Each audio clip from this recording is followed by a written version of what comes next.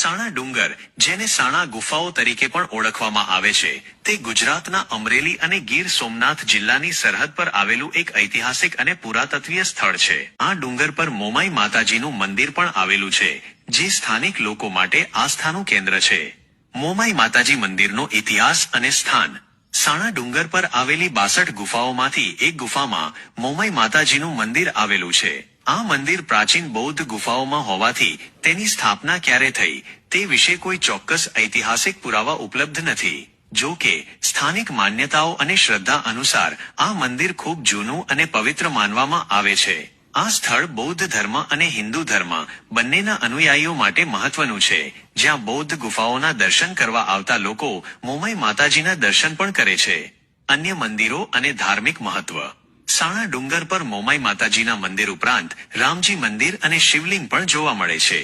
પાણી સંગ્રહનું મહત્વ.